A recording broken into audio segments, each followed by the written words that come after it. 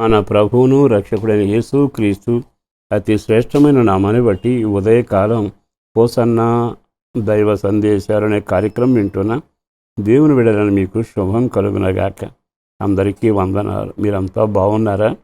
ఈరోజు మన దేవుణ్ణి స్తుతిస్తూ ఈ దినం ప్రవేశపెట్టిన దేవునికి నిండు మనసుతో వందనాలు చెల్లిస్తూ ఉదయకాలం ఆయన కలిసి అడుగులు వేయటం మొదలు పెడితే ఈ దినమంతా దేవుని కృప మనకు తోడై ఉంటుంది.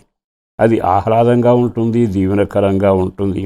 ఇరుకున పడకుండా నీ పాదాలు కాపాడబడతాయి. ప్రియ దేవుని బిడ్డలారా, ప్రతి ఉదయం ఆయన కలిసి మన దినాన్ని ప్రారంభించడం మంచిది. మీకు ఒక వాక్యాన్ని జ్ఞాపకం చేస్తాను.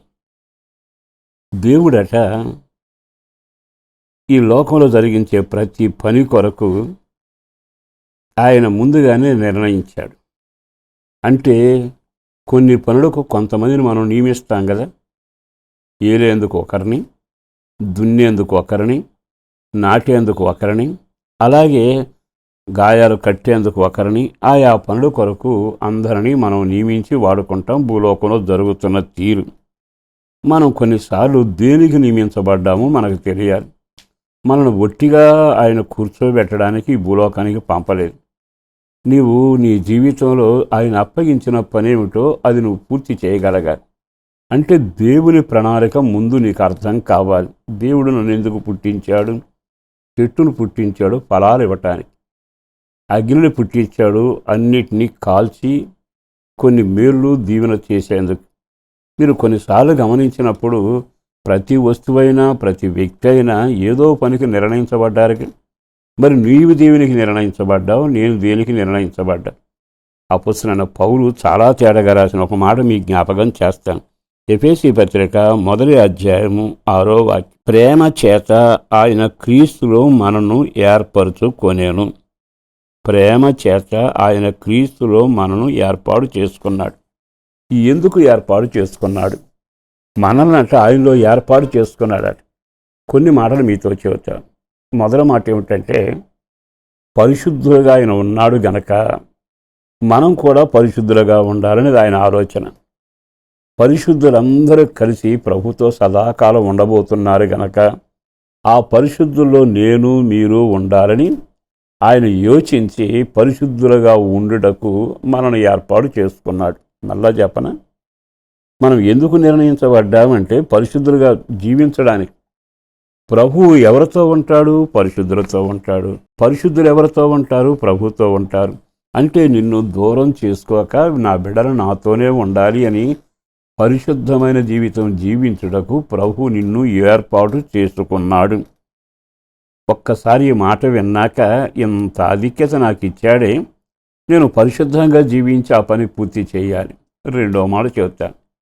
మనల్నట ఆయన రాజ్య వారసులుగా చేసి ఏలేవారిగా ఉండడానికి మనం నిర్ణయించాడు. అంటే పరిపాలన చేసే వ్యక్తులలాగా మనం ఎప్పుడైతే పవిత్రతను కాపాడుకొని వాక్యానుసారంగా నడిచి ముందుకు సాగుతామో ఏలే అధికారం కలిగిన ఆయన ఆ అధికార దండం మన చేతికి అప్పగించి మనల్ని కూడా ఏలేవారిగా చేస్తాడట. అసలు ఎంత చక్కగా ఉందండి ఆ మాట. అంటే నువ్వు ఒక పరిపాలకుడుగా ఉండాలని కోరుకున్నాడు, అందుకు ఏర్పాటు చేసుకున్నాడు. పరిపాలకుడు ఎలా ఉండాలి? నేను తయారు చేశాను, నేను పరిపాలకు మార్చేశాను అనడుగా. పరిపాలన చేసేవాడు జయించేవాడై ఉండాలి. అంటే ఒక సైనికుని క్రమం ఉంటుంది. మనం ప్రభువును నమ్మాక యేసు రక్తంలో కడగబడి లోకాన్ని, పాపాన్ని, శాపాన్ని, చీకటిని, వ్యసనాన్ని జయించాలి.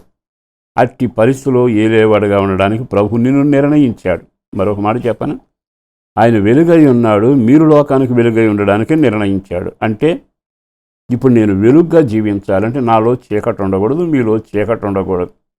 మనల్ని వెలిగించేవాడు ఎవరు? యేసే. మన జీవితం అంతా చీకటే కదా, పాపపు చీకటి, లోకపు చీకటిలో ఉన్నాం.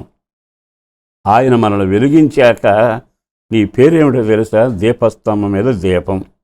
వచ్చే పోయే వారికి ద్రోవ చూపుతూ ఉంటావు. అందుకు నిన్ను నియమించాడు.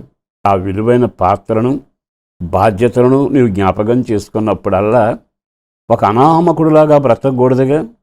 దేవుడు నీకు ఇచ్చిన పనేమిటి? ఒక్క క్షణం ఆగి ఆలకిస్తే దేవుని సన్నిధిలో మనం ఏర్పాటు చేసుకున్నది పరిశుద్ధులుగా ఉండడానికి, ఏలేవారిగా ఉండడానికి, వెలుగిచ్చేవారిగా ఉండడానికి.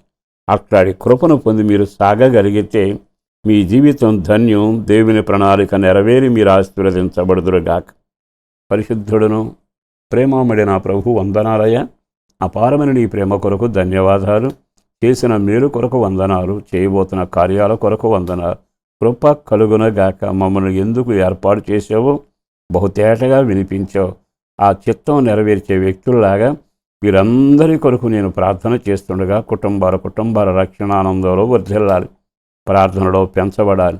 పిల్లల భవిష్యత్తు, వివాహ ఉద్యోగాలైన, పెద్దవారి ఆరోగ్యమైన, విడిన కాపురాలు కలవడమైన, కష్టార్జితం దీవెనగా ఉండడమైన, ఓ సొంత ఇల్లు కలగడమైన, ప్రార్థనాత్మతో నడిపించబడమైన, ఒకటేమిటి అన్నీ నీ ద్వారానే కలగాలి.